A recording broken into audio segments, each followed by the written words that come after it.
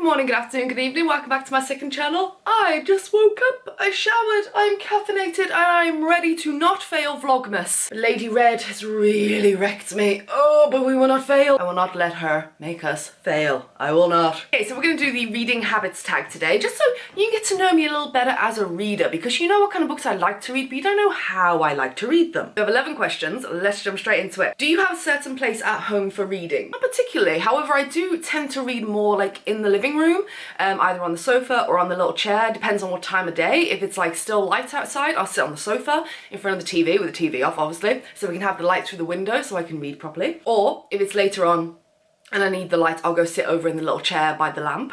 Unless I'm reading on my phone, then I can read anywhere and I don't need any good lighting. And when it's summer, I do love, because we have our conservatory, open both doors really wide because it's still super warm in there, and just lie on the little sofa and read in there. Love it. Bookmark or random piece of paper. I will literally use anything that is in my grasp to mark my page in a physical book. I don't care. I will even dog-ear the pages. Yes, I'm sorry. I'm that kind of monster. Actually, no, I'm not even sorry about it. I'm a monstrous reader who will dog-ear my pages. I don't care, because it doesn't make a damn bit of difference really. Because then once I'm done, I'll just flip it back. And you know when you get secondhand books? I was reading yesterday and I just love where other people have stopped and you can see that they've dog-eared it. You're like, ah, yes, there was a pretty intense fight scene there. I could see why you need to take a break right now. You know, it adds character to the book. So yeah, I have a ton of bookmarks scattered all over the place, but random piece of paper will do every time. Normally it's receipts for me. If there's just like a random Asda receipt lying around in the kitchen or in the lounge, in it goes. Question 3, can you just stop reading, or do you have to stop after a chapter or a certain amount of pages? Now, I love to get to the end of a chapter, however, I just stop reading. I can stop reading mid-page.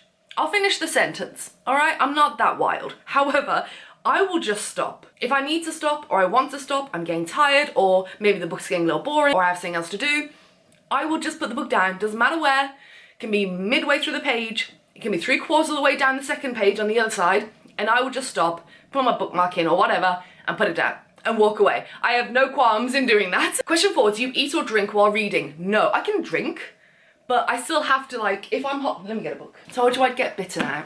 If I've got my book and I need to drink, I just can't do that normally. I'll try, but in general, I'll be like, book down, drink down. I cannot eat while reading. One, if it's finger food, then I don't want to get all, you know, food all over the pages. Even if I'm reading on my phone, I just can't do two things. Like, I'm totally absorbed in a book normally, so I will not eat or drink while I'm doing it. I just can't multitask when it comes to reading. It's like it takes all of my attention, and that is it. The only thing that really veers me off, it is like a fantastic book, is a glass of wine. And I'm like, very good. Oh, here we go, that's a great next question. Multitasking, music or TV while reading? No, absolutely not. I need silence when I read. Even when I work, I can't have things going on that are too noisy in the background. I really struggle if, like, I'm in the lounge reading and Scott is there watching TV, watching a film or playing his game or whatever. I really struggle. Like, I'll have to go back and reread lines and try and block it out. I've got a lot better because I forced myself to try and be better with it. So I can sit in the lounge with Scott and read, and he can watch the TV or something.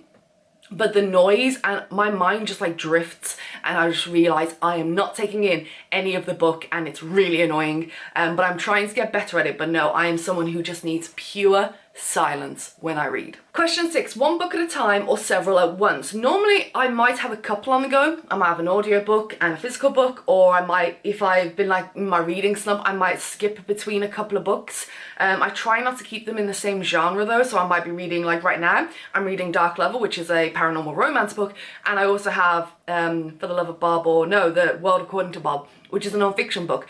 I like to keep them super separate in genre if possible, and I might have 2 on the go.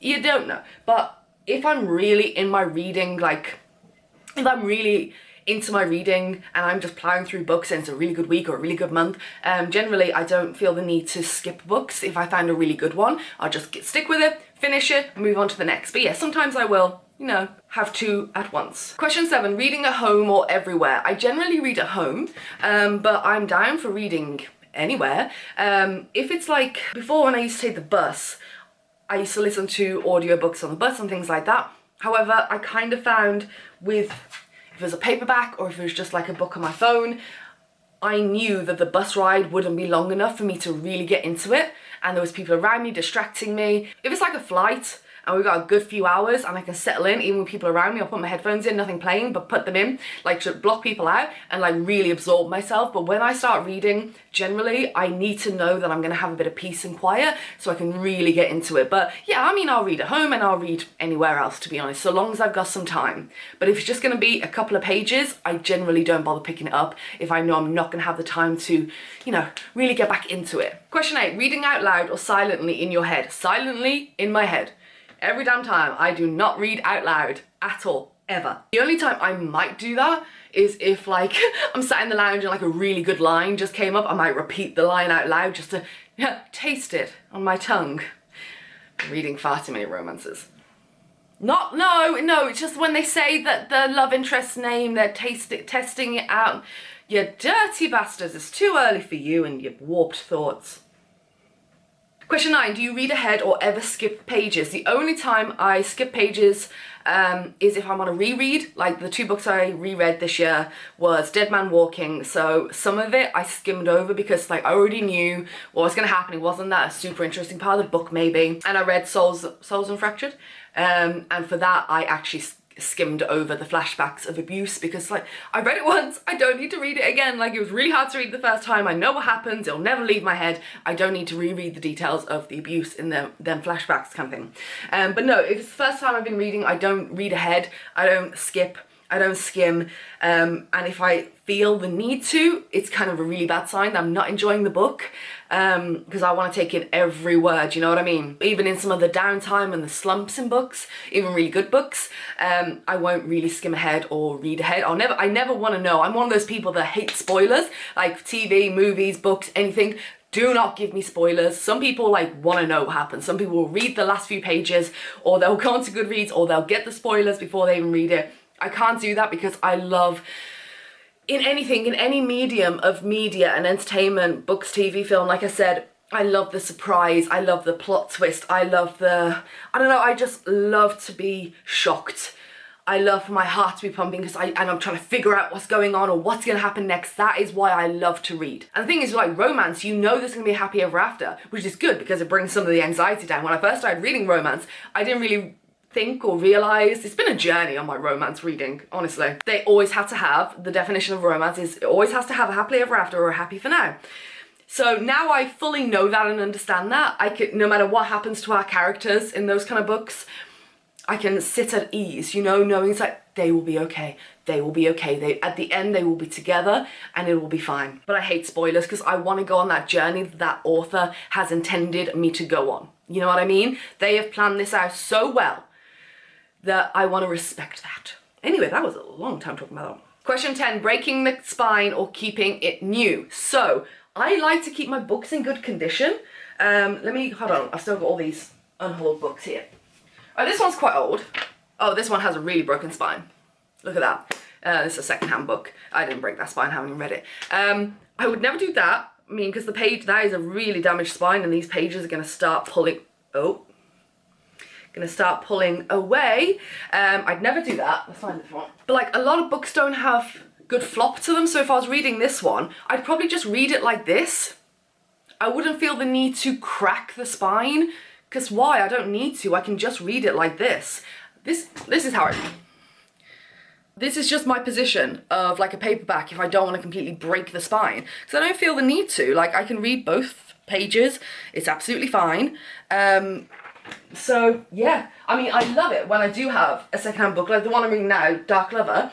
It's already really, it is a battered book, which is quite nice because I can really just like hold it open. So I get why people break spines. Do what you want to your books.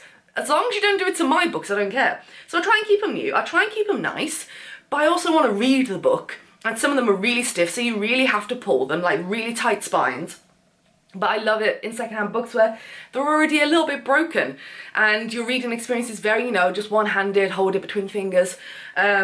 And I love that as well. So I like to look after my books. I don't like to intentionally just break the spine for no reason, and if I can avoid it, I will. I like my books, you know, because I'm going to keep them and have a collection of all the books I've read, so I'd like to keep them in really nice condition. But I mean, it's nice to have a book that's a little bit, you know, It's got a little bit of character to it, you know what I mean? And the last question, do you write in your books? No, I don't.